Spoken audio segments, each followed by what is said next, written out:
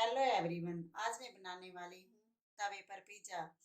हम सबसे पहले हम पिज्ज़ा का बेस बनाएंगे। उसके लिए मैंने लिया है 1 कप मैदा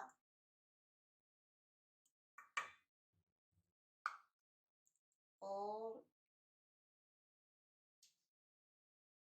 1/3 कप दही, 1 चम्मच बेकिंग पाउडर और हाफ चम्मच बेकिंग सोडा, खाने वाला सोडा और हाफ चम्मच नमक। इन सब का हम अच्छे से डो बना लेंगे।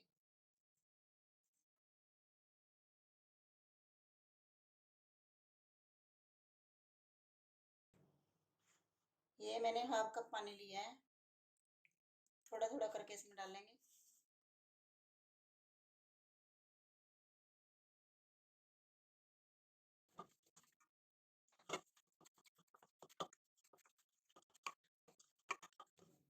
ये देखिए हमारा डो बन चुका है।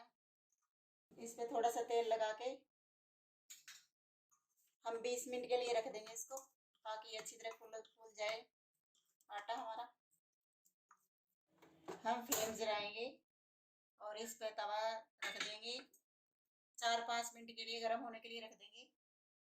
इतना हमारा तवा गर्म होता है, इसके हम अपने डो को देख लेते हैं।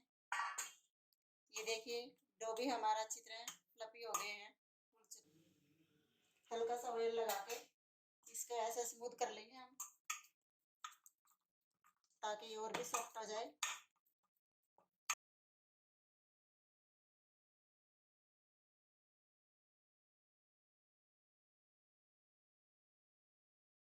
डो हमारा काफ़ी सॉफ्ट हो चुका है। अब हम इसका बेस बनाएंगे। हम थोड़ा सा मैदा डस्ट करेंगे नीचे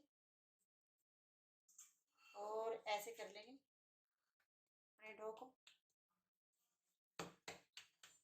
और बेलन से ऐसे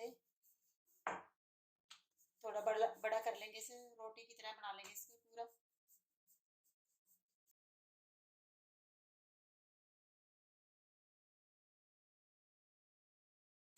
हमारा पिज्ज़ा का बेस बन चुका है। अब हम फ्राई पैन में थोड़ा ऑयल लगा के, ऐसे ऑयल लगा के,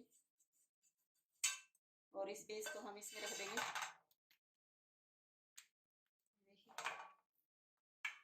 देखिए, और इसको हाथ से हम ऐसे कर देंगे चारों तरफ से, ऐसे दबा देंगे। और फिर फोक की सहायता से हम इसमें छेद कर देंगे ऐसे, कि ताकि बेस हमारा जब हमें पिज्ज़ा बनाए तो कच्चा ना रहे बीच में से। इसमें हमने सारे में छेद कर लिए हैं। अब हम तवा भी हमारा गर्म हो चुका है। अभी इसको हम इसमें रख देंगे तवे पर। इसके ऊपर 1 चम्मच टमाटो सॉस लगा देंगे ऐसे। हमने सब्जियों को काट लिया और शिमला मिर्च, टमाटर और प्याज और ये पनीर को कद्दूकस कर लिया। अभी इसके ऊपर लगाएंगे हम ये बेस के ऊपर। आप इसके ऊपर अपनी मनपसंद सब्जियां लगा सकते हो।